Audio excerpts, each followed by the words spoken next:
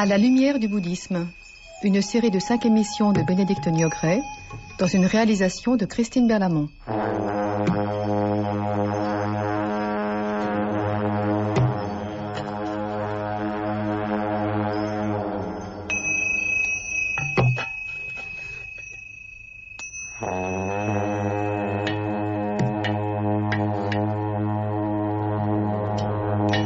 5 millions de Français se disent proches du bouddhisme.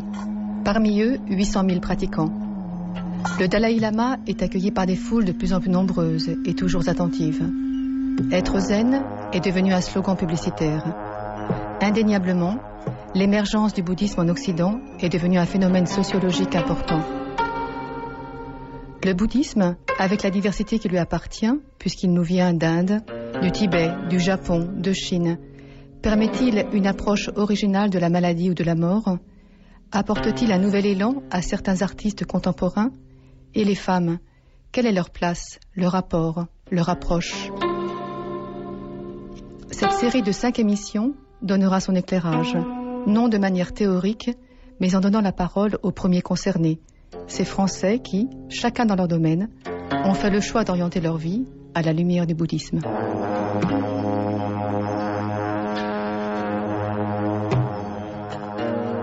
J'ai rencontré le bouddhisme il y a une vingtaine d'années. Je n'étais pas particulièrement intéressée et j'ai été assez préoccupée quand même par la mort depuis tout le temps, quoi. Je pense que c'est aussi une des causes du fait que je sois médecin. Et j'ai été assistée une fois à une société française de thanatologie. C'était une des conférences. Et il y avait une femme qui parlait du Bardo Thodol.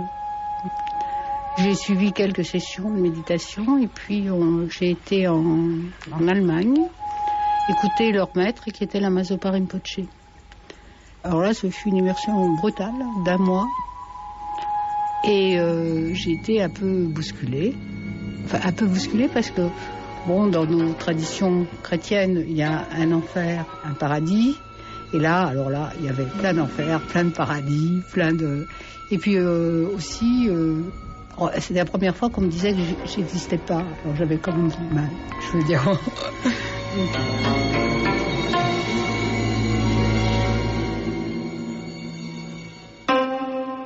Je dirais pas je suis devenue bouddhiste. J'ai reçu beaucoup de la famille bouddhiste. J'ai partagé la vie bouddhiste et je l'ai partagée vraiment...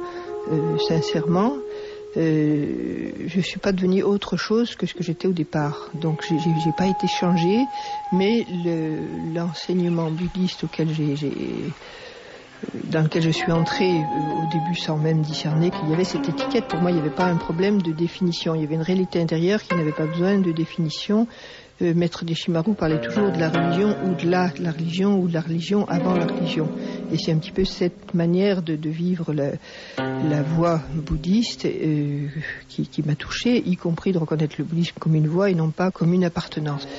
Donc ce que m'a apporté la pratique avec mes frères bouddhistes, ça a été d'avoir un autre regard sur la réalité.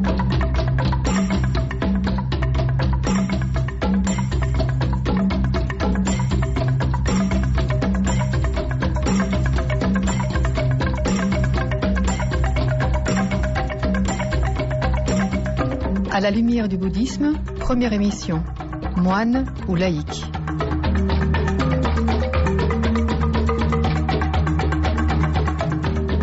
Lama Phuntsho. Je suis devenu lama au bout d'un périple, on pourrait dire.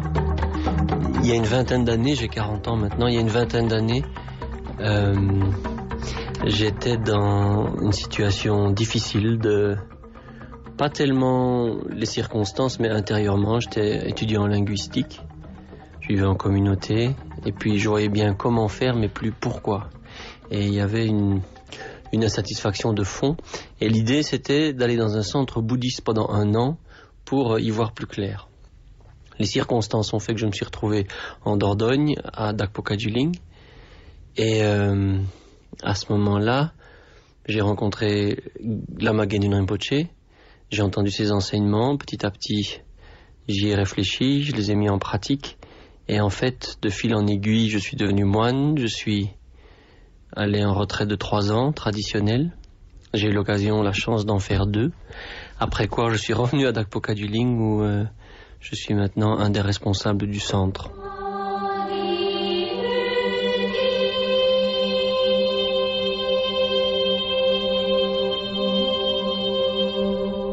Louis Nordon était ingénieur polytechnicien. Une fois à la retraite, il est devenu bénévole dans une unité de soins palliatifs. À l'adolescence, j'habitais à l'époque dans un petit village de Bretagne, donc dans un milieu très catholique où la culture était catholique. Ça n'était pas le cas de ma famille, mais bien entendu, à l'adolescence, on se pose quand même des questions. Pourquoi ces gens vont régulièrement à la messe, etc. Qu'est-ce qu'il y a derrière ? Et si on est un peu curieux, on essaye d'y aller voir. Alors je m'y suis mis et je ne me suis pas borné, bien entendu d'ailleurs, à la religion chrétienne à l'époque. Mais j'ai bien sûr été ébloui quand j'ai lu les évangiles. Mais d'un autre côté, je me suis dit, c'est pas possible que les gens avec lesquels je vis autour de moi, qui se proclament chrétiens, prétendent appliquer ce que je lis dans ces textes. Alors j'ai lu aussi j'ai lu les bouquins de Herbert sur l'hindouisme, et puis je suis tombé sur un livre sur le dharma, sur le bouddhisme. Et après avoir fait tout ce chemin, je me suis dit que si un jour je devais vraiment pratiquer une religion, ça serait le dharma.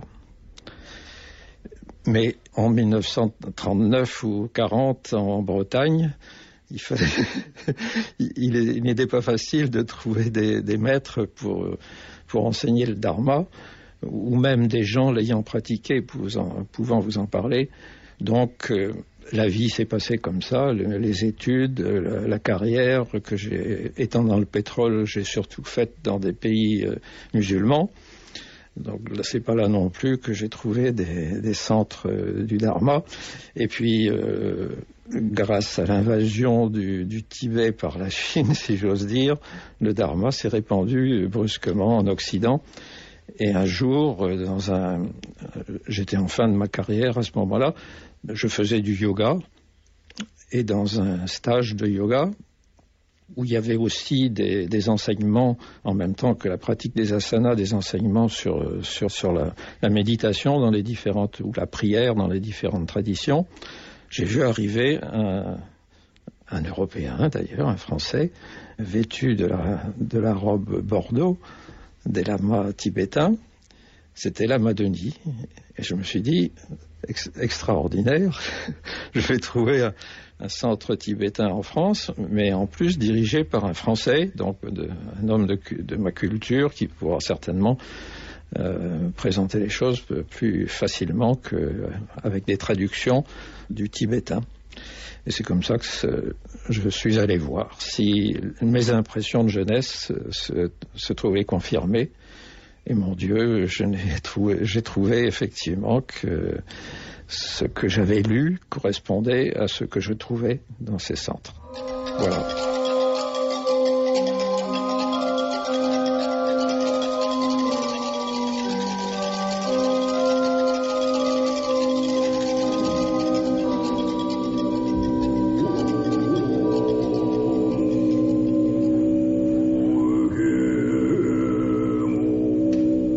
Catherine Pagès, ancienne étudiante d'art, est devenue maître zen dans la lignée du zen soto japonais.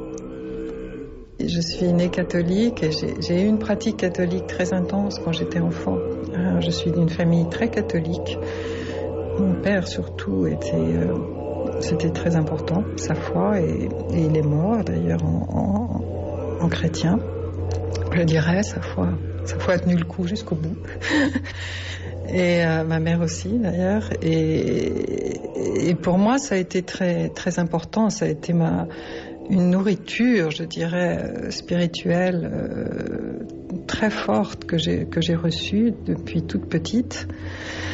J'ai beaucoup de gratitude pour ça, maintenant. Je dis maintenant parce que j'ai arrêté quand j'avais 15 ans à peu près, révolte, comme ça arrive à beaucoup de gens. Et j'avais l'impression qu'à ce moment-là, qu'il fallait que j'absorbe des croyances, etc., qui me paraissaient pas justes, authentiques pour moi. Enfin, bon, j'ai eu ma révolte. Mais j'ai toujours eu une quête spirituelle, ça n'a jamais arrêté. Et c'est vrai que quand j'ai rencontré le bouddhisme, ça a été l'évidence, et ça a été aussi un grand apaisement, parce que j'étais très en quête toutes ces années. J'ai passé, je dirais, des années de désert où j'ai cherché dans tous les sens, j'ai cherché dans l'art, j'ai cherché dans la littérature, j'ai cherché partout. Donc maintenant, je vois pas ça comme très différent. On sait que dans le bouddhisme, il n'y a pas de dogme, il n'y a pas d'obligation à les croyances, et que l'accent est mis principalement sur l'expérience. On n'a pas à croire quelque chose, mais on a à être le plus authentique possible dans notre expérience. Donc ça me convient tout à fait. En même temps, il y a une dimension de l'être dans le bouddhisme qui me parle énormément. Et je dirais que j'ai retrouvé la possibilité, disons, avec cette pratique, de manifester, enfin, de rejoindre à l'intérieur de moi une dimension que j'avais déjà rencontrée dans le christianisme, et qui m'est très familière, et qui est une dimension qui est inépuisable, et dans laquelle on peut à la fois demeurer et en même temps clarifier indéfiniment, constamment.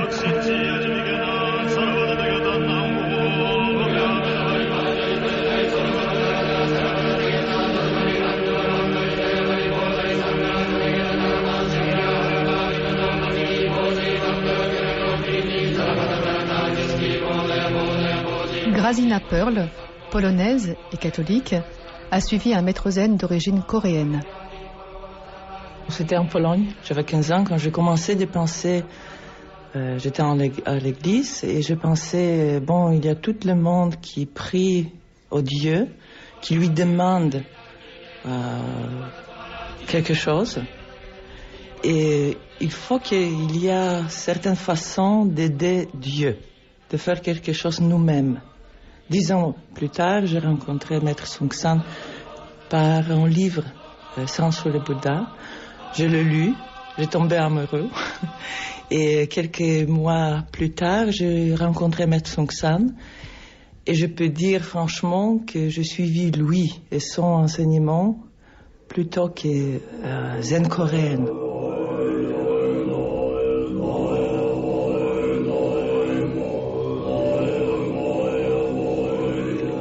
Ils étaient étudiants, médecins, ingénieurs. De cette rencontre avec le bouddhisme, certains ont décidé de faire le centre de leur vie et de devenir nonnes ou moines.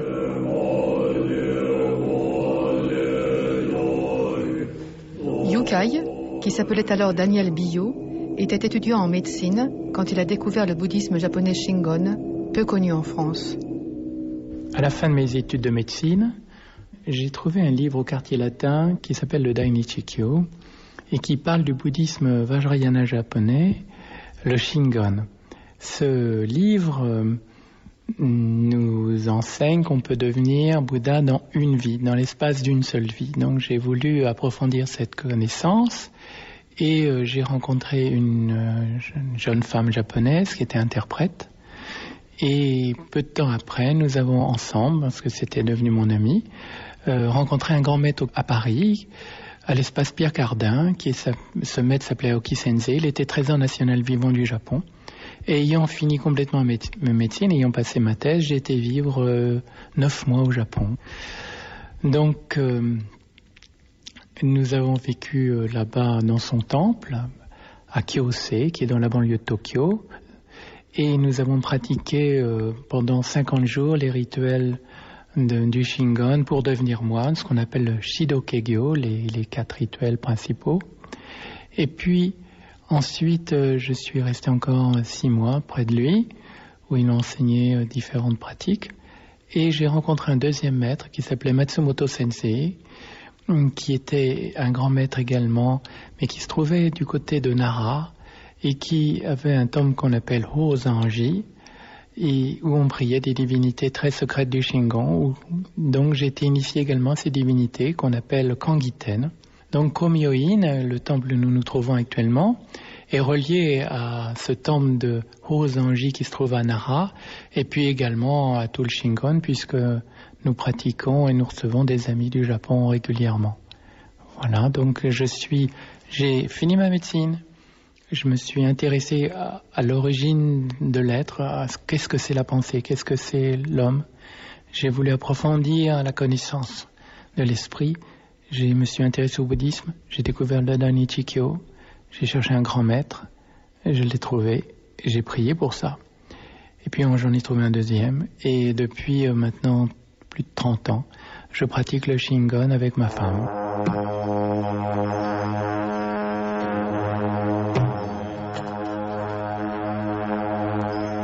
Martine Batchelor a publié un livre où elle relate ses rencontres avec des femmes bouddhistes du monde entier.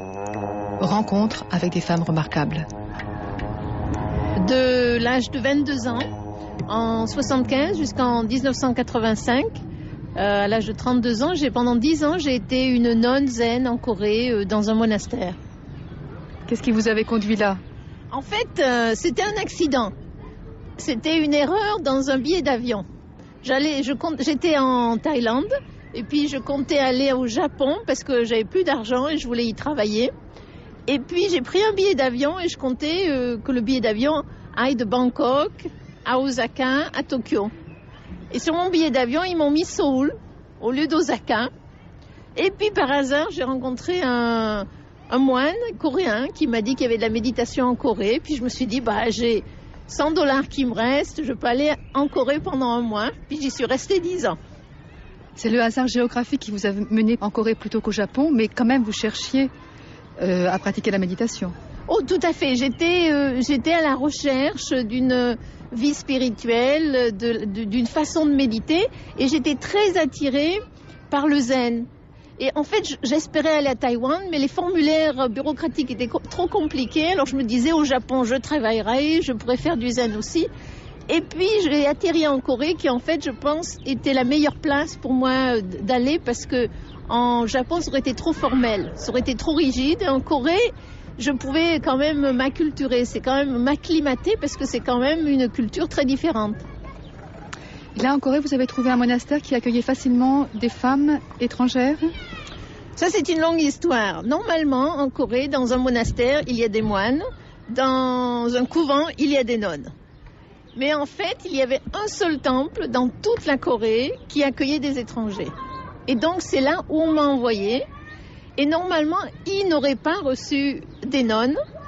Mais comme il n'y avait pas d'autre endroit pour qu'on soit, ils nous ont fait une petite place, mais c'était une dérogation un peu au règlement. Alors, on avait un petit endroit en dehors, on pratiquait pas avec les moines, on mangeait pas avec les moines, donc on avait notre propre endroit, on méditait ensemble, mais on avait accès aux maîtres, bien sûr, on rencontrait les moines dans la vie ordinaire.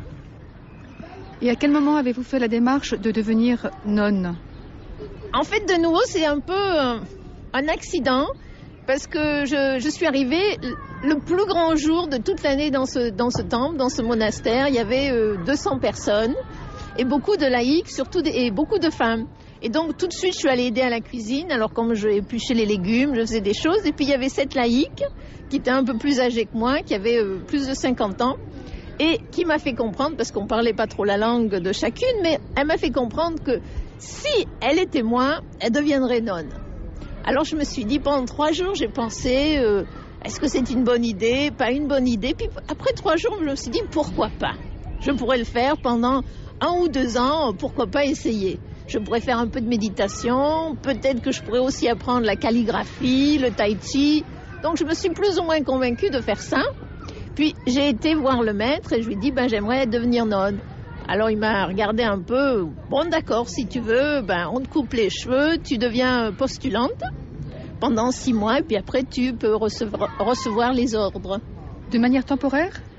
Non, en Corée, généralement, on fait ça pour la vie. C'est l'idée pas que c'est totalement définitif, mais que c'est dans l'intention de faire ça pour longtemps. Bien entendu, je lui ai pas dit que je voulais faire ça juste pour 1 ou 2 ans, parce que ça... je lui ai dit que je voulais. Alors il a dit pourquoi pas.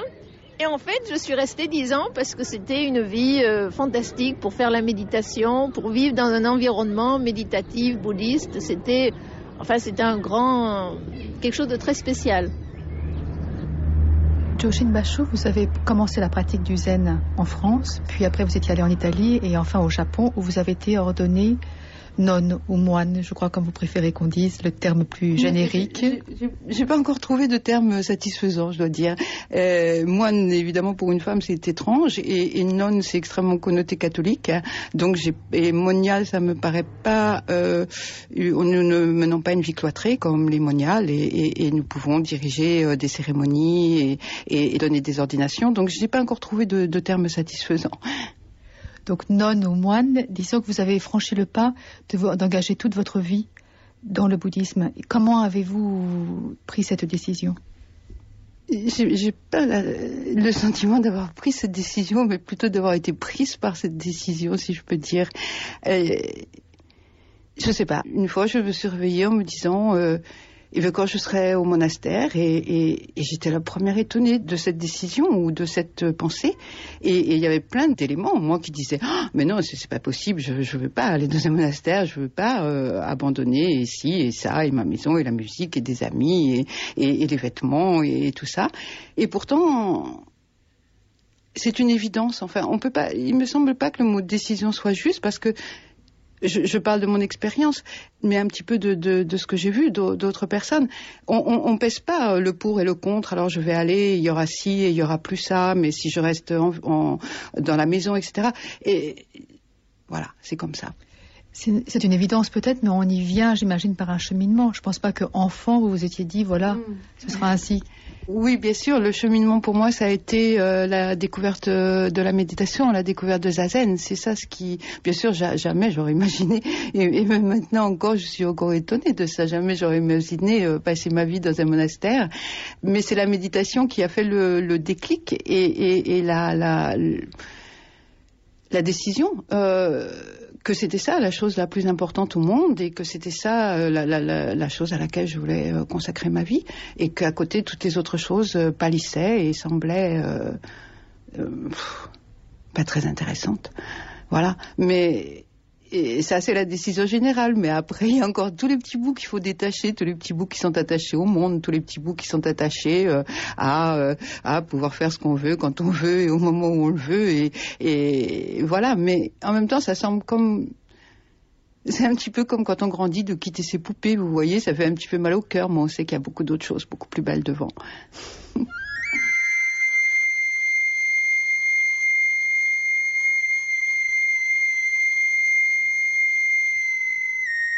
Lama Sonam Dorje, vous êtes moine dans la lignée du bouddhisme tibétain et vous résidez dans le monastère du Bost en Auvergne. Vous avez fait la retraite de 3 ans, 3 mois, 3 semaines, 3 jours. Comment est née votre vocation de moine ? Je crois qu'avant la vocation de moine, ça a été surtout une recherche personnelle intérieure, une recherche spirituelle, donc, et puis c'est une longue histoire finalement. Je dis toujours, c'est une histoire qui ne date pas de cette vie, mais...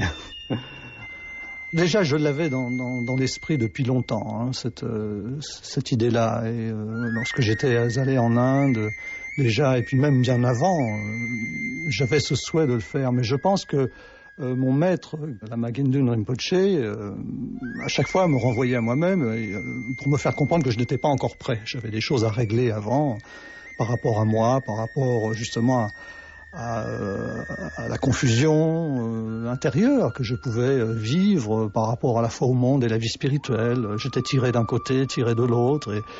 Donc c'était pas mûr, il a fallu attendre quelques années, ça, et c'est vraiment en 1985 que j'ai pris les premiers vœux donc, de laïque, et en 88 où je me suis engagé vraiment beaucoup plus en profondeur, quoi. Et depuis, en fait, finalement, je ne regrette absolument pas cette décision-là, parce que pour moi, avoir les vœux monastiques, c'est à la fois une protection et en même temps une grande liberté intérieure. Au contraire de ce qu'on pourrait croire. Beaucoup de gens pensent que prendre des engagements comme ça, monastiques, c'est restrictif, c'est quelque chose qui va annihiler notre liberté. Vous savez que la liberté impersonnelle actuellement, c'est important. Hein, donc, mais finalement, c'est une mauvaise approche de ce que sont les vœux monastiques. Les vœux monastiques, quand on les a, on se rend compte qu'on est libre, et beaucoup plus libre que les autres personnes. Finalement, c'est une liberté qui est quand même surveillée soi-même, on se surveille soi-même, il y a une espèce d'éthique, d'attention à avoir sur notre activité, sur ce que nous sommes, mais finalement cette attention-là nous donne une beaucoup plus grande liberté par rapport au monde et par rapport à nous-mêmes.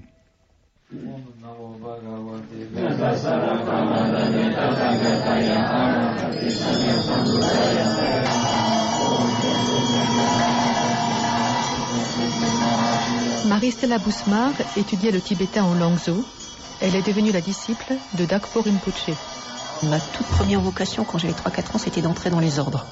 Bon, là, évidemment, à l'époque, c'était en des termes tout à fait non bouddhistes, puisque j'envisageais ça selon la voie chrétienne, ma famille est catholique. Mais pour moi, c'était toujours un mode de vie qui m'attirait, qui me semblait être celui qui me convenait.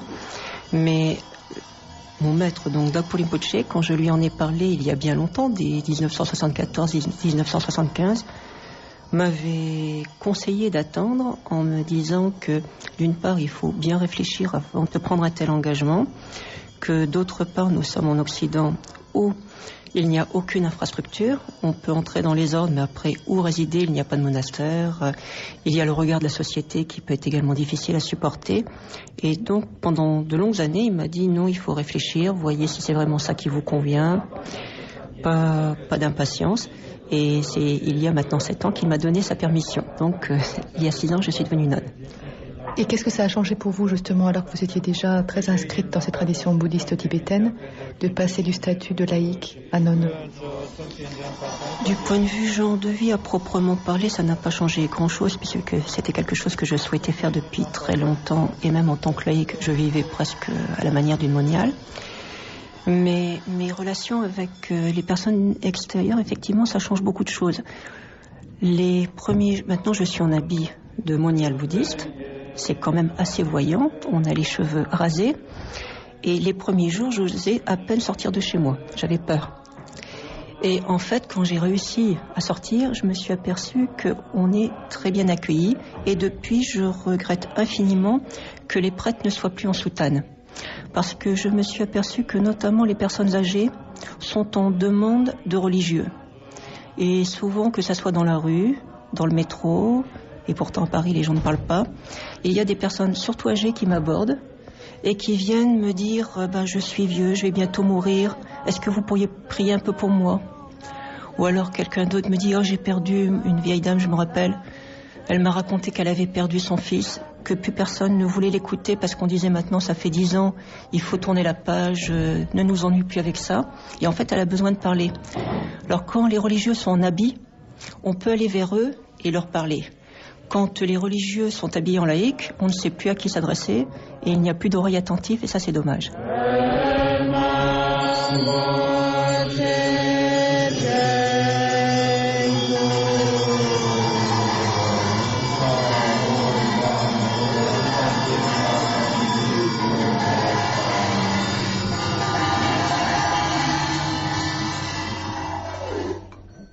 Pour moi, et c'est vraiment un choix personnel, la voie monastique me semblait la plus appropriée, la plus juste. Lama Punso. Parce que mon caractère fait que je suis quelqu'un d'entier.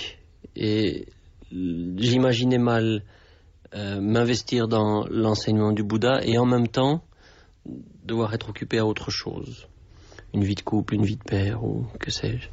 Et en plus, cette voie monastique, vu mon caractère et ce que je suis, me va bien. Ça fait 20 ans que je suis moine, je suis content de l'être, il n'y a vraiment pas de regret. Et en plus, j'ai eu la chance de faire ces retraites de 3 ans avec la Maganin Rinpoché.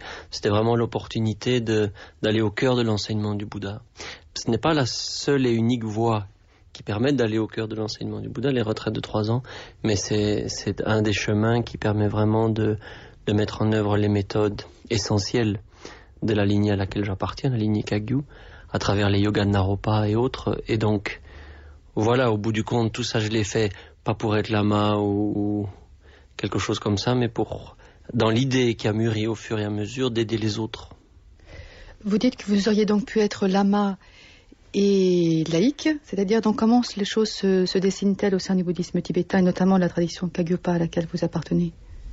Il y a un chemin dont le but est la réalisation de l'éveil. Et l'éveil, c'est voir les choses telles qu'elles sont. Non pas à travers nos attentes ou le prisme de nos jugements, mais d'apprendre à avoir ce regard direct sur la réalité et sur l'esprit. Ça, c'est commun à tous les bouddhismes. Et en fait, on peut parcourir ce chemin ou bien en assumant la voie monastique, c'est-à-dire de renoncer au monde, et ce qui caractérise la voie monastique, c'est la chasteté, un chemin solitaire, ou bien on parcourt la voie en tant que laïque, c'est-à-dire à travers une vie de couple et éventuellement le fait d'avoir des enfants. Et les deux voies sont, on pourrait dire, complémentaires et dépendent vraiment du choix personnel de chacun. Elles mènent au même but, c'est ça qui est important. Il n'y a pas de différence, il y a un détour qui est autre pour le laïc ou le moine, mais au bout du compte, il se retrouve dans l'éveil. En japonais, on dit nonse shukke, ça veut dire littéralement quitter la maison. Joshin Bashu. Et ça, c'était la décision fondamentale de quitter la maison. Ça veut dire bien sûr quitter tout ce qui nous entoure et d'abord se quitter soi-même pour entrer dans un monastère, de façon à ce que la vie soit emplie, modelée par le dharma.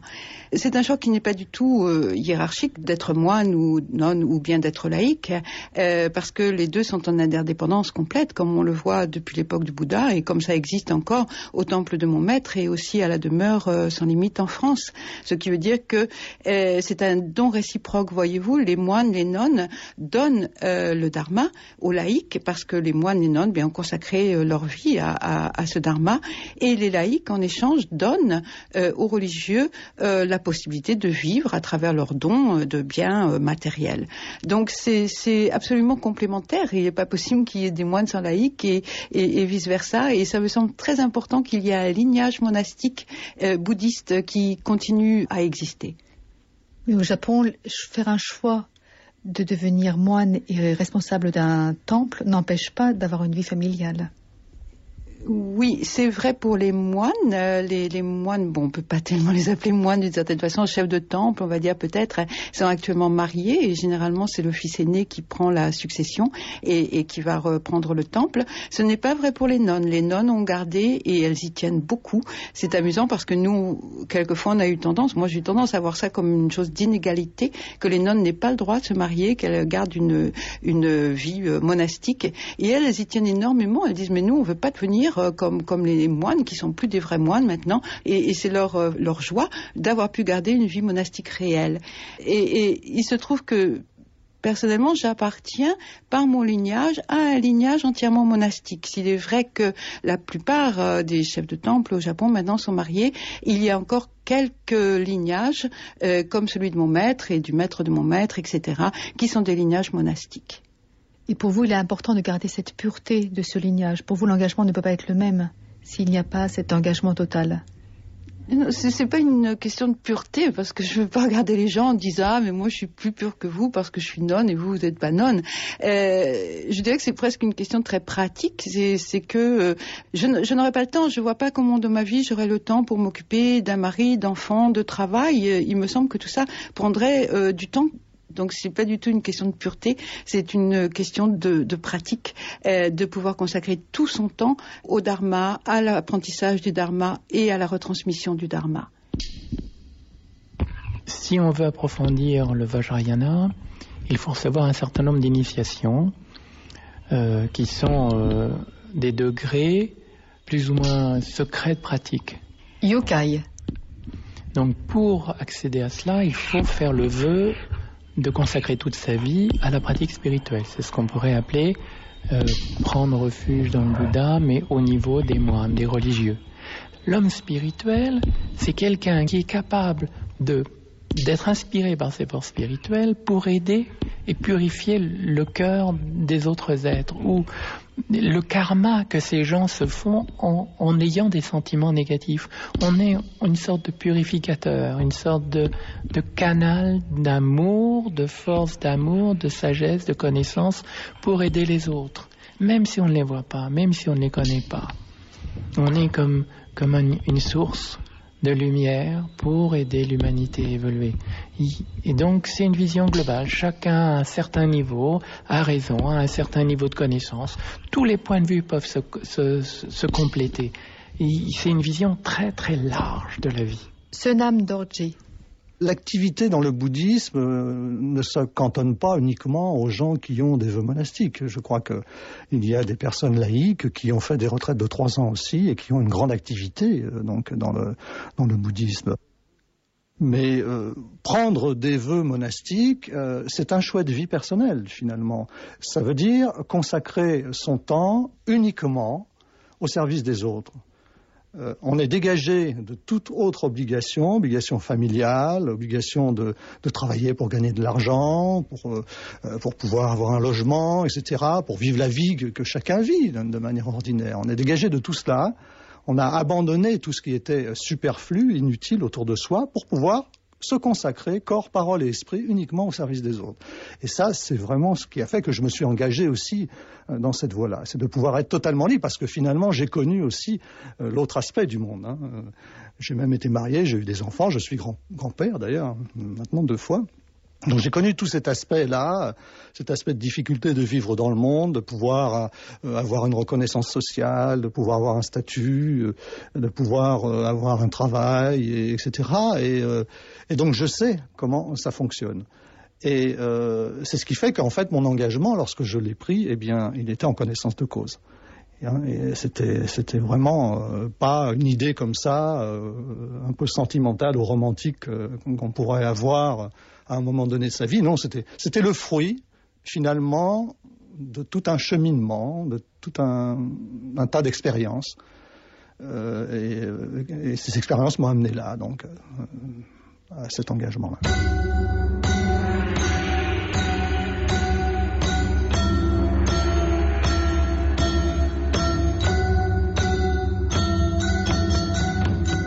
Après ce passage par une vie de moine ou de nonne, certains reviennent, enrichis, à une vie laïque. D'autres ne l'ont jamais quittée.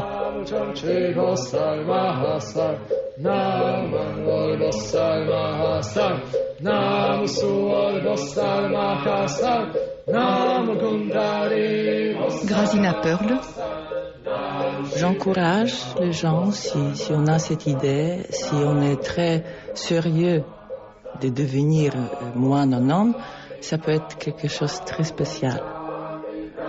Donc j'encourage, mais normalement l'entraînement c'est assez long, donc les gens peuvent essayer la vie monastique, voir qu'est-ce qui se passe, parce que très souvent les gens regardent moine et non et ça ressemble à quelque chose de très romantique, parce que c'est si loin de la vie quotidienne. Mais aussi mon expérience en Corée, parce que c'est assez rare, dans ce temple, le monastique et le laïque pratiquaient ensemble. Normalement, c'est séparé en Asie, en Corée. Donc je peux voir la vie jour par jour, le moine et non. Bien sûr, ils peuvent consacrer plus de temps à la pratique que les gens laïcs, mais la vie pas très différente. La vie est la vie. Il faut manger, il faut faire un certain travail, sinon, si c'est pas comme dans la vie des gens laïcs, travailler dans le bureau, etc., c'est d'autres façons de travailler. Et il y a toujours les obstacles, différents, mais toujours les obstacles. De certaines façons aussi, parce que très souvent les monastiques se coupent de la vie quotidienne. Moi je pense il y a quelque chose qui manque, parce que la vie quotidienne peut être très riche dans l'enseignement. C'est aussi quelque chose que Maître Seung San répète très souvent. L'enseignement ne vient pas seulement des maîtres ou d'enseignants. Ça vient de chaque personne que nous rencontrons dans notre vie. Ça vient du chat, des oiseaux, du ciel, partout. Il y a grand enseignement. Donc si on se sépare de la vie quotidienne, quelque chose manque. C'est mon avis. Donc c'est mon expérience. En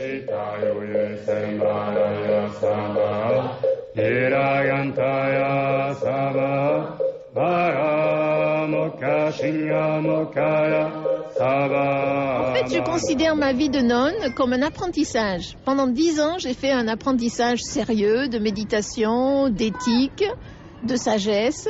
Et après, en fait, le défi que j'avais, c'était de le mettre dans la vie de tous les jours. Et donc, je dirais que j'ai créé à travers ma vie de nonne une base dont je suis très, très reconnaissante. Et en tant que laïque, ma tâche était de le faire dans la vie de tous les jours. Martine Bachelor. En fait, c'était plutôt...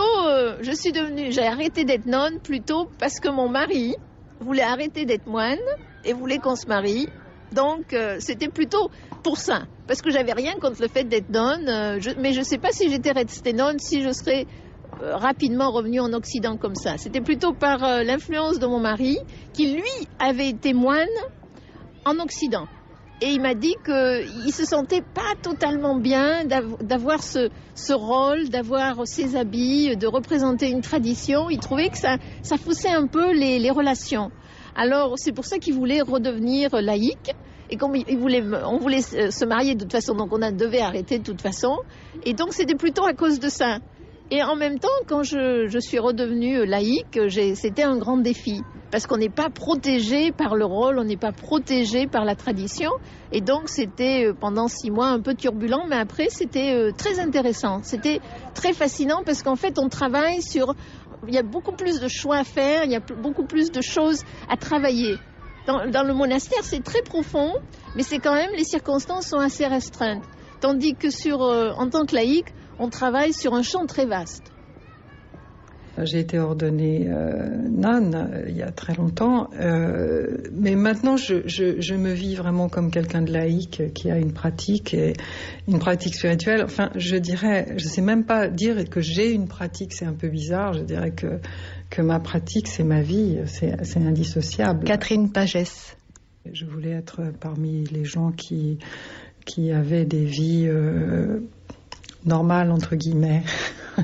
C'est-à-dire qui avaient éventuellement des familles, enfin un travail, qui étaient complètement impliqués dans le monde. Pour moi, la manifestation d'une pratique spirituelle, c'est ce qu'on fait pour les autres.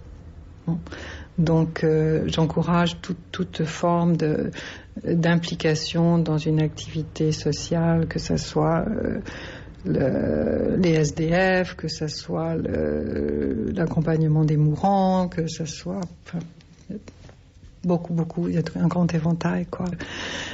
La méditation, c'est très bien, mais ça débouche forcément sur le sens que l'autre est moi-même, qu'il n'y a pas de séparation entre l'autre et moi-même. Alors donc, qu'est-ce que je fais pour l'autre ?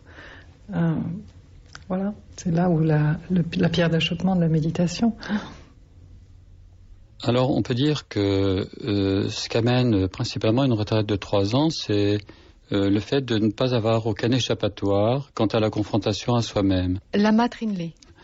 Donc, par rapport à notamment ces tendances égocentriques, ces émotions conflictuelles, eh bien, on est seul avec ces 4 murs, et puis la présence de ces amis de retraite qui sont en fait autant de miroirs de ce qui se passe en soi, qui fait que immanquablement on va se confronter à soi-même. Et donc c'est ça en fait, on peut dire l'épreuve principale d'une telle retraite, c'est de faire face à soi, à ses défauts, à ses tendances négatives.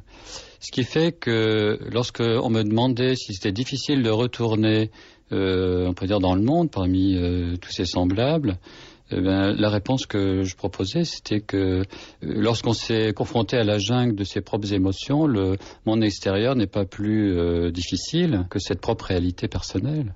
Donc, après avoir fait ces 2 retraites, j'avais envie de faire une pause par rapport à, on peut dire, cet aspect de méditation en retrait du monde. Et puis, il y a eu d'ailleurs ce mouvement naturel de soigner à travers la médecine qui s'était prolongé avec mes amis de retraite qui avaient besoin de soins, pas forcément importants, mais enfin, c'était naturel de donner une aide à travers donc l'aptitude que j'avais. Et au terme de ma retraite, donc j'ai eu cet exercice de cette profession dans laquelle je me sentais bien, qui est revenu, on pourrait dire, à la surface en tant qu'une motivation naturelle.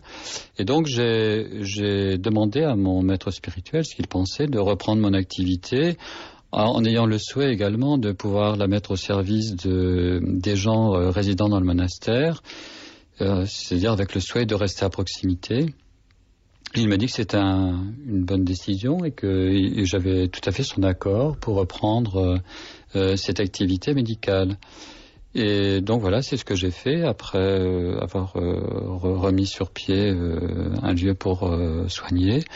Et après un certain temps, lorsque c'était possible, je suis rapproché des monastères de façon à garder une proximité par rapport donc aux amis du monastère et puis aux activités spirituelles qui s'y développent et à pouvoir moins me laisser prendre par l'influence, on peut dire, le conditionnement de la société moderne et garder un lien plus profond, plus proche avec la foi spirituelle et les activités des rituels donc, qui se développent toujours dans le monastère.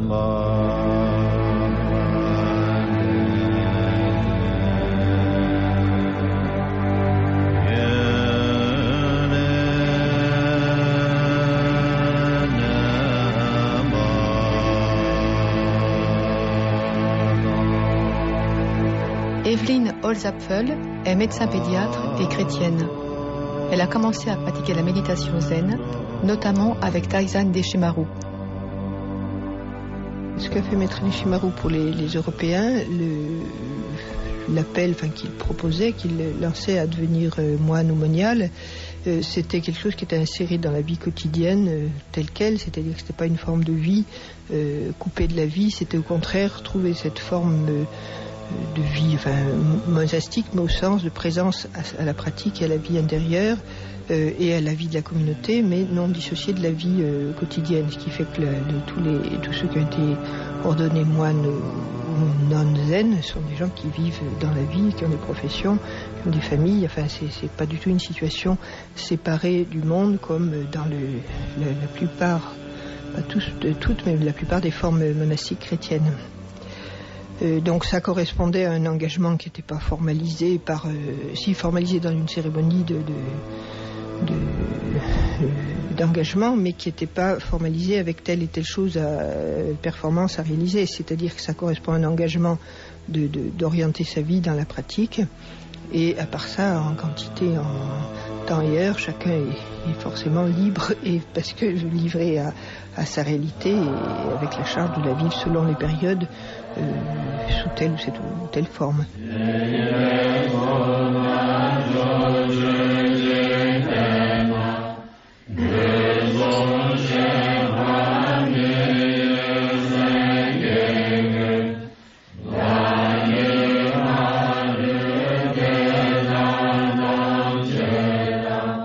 La plupart des personnes qui viennent chez nous sont soit chrétiens, il y a également des juifs, des musulmans, des personnes qui sont d'origine très diverses.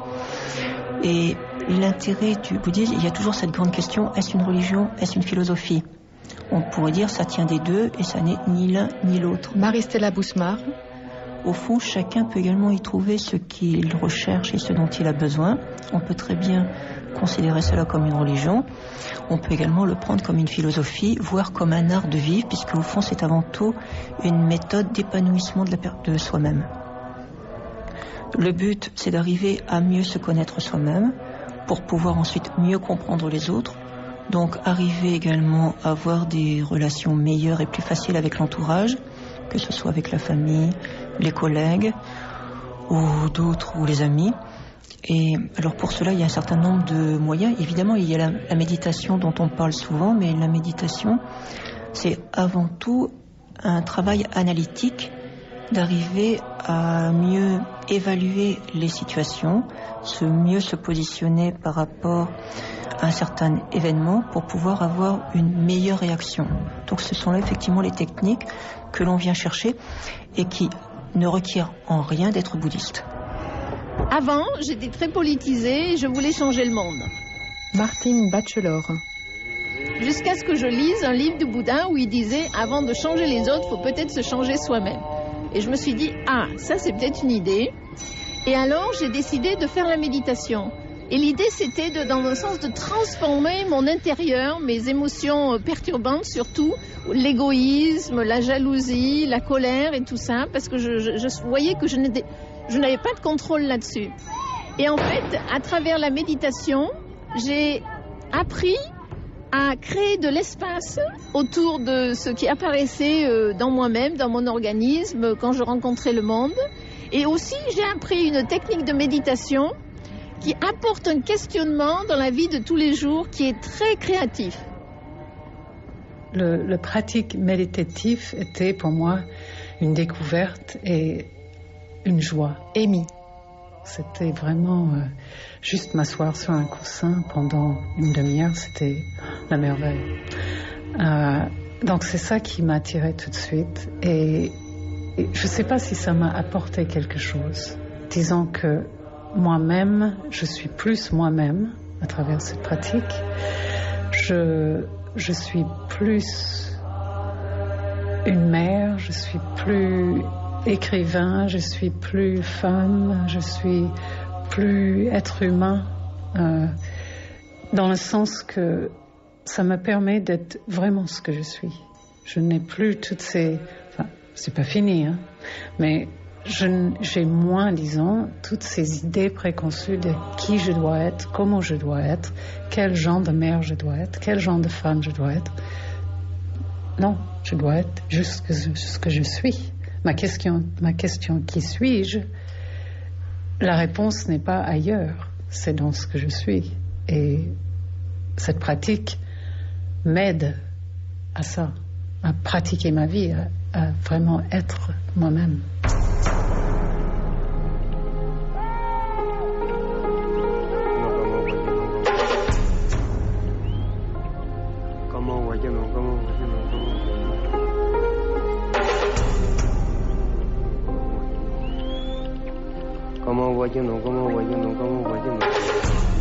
À la lumière du bouddhisme, une série de 5 émissions de Bénédicte Niogret dans une réalisation de Christine Berlamont.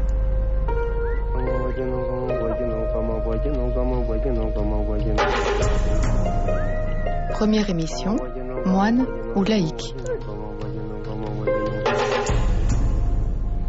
Avec Marie-Ange Pratili, Evelyne Holzapfel, Lama Punso, Louis Nordon, Catherine Pagès, Grazina Pearl, le moine Yukai, Martine Bachelor, Joshin Bachou, Sonam Dorje, Marie-Stella Bousmar, Amy.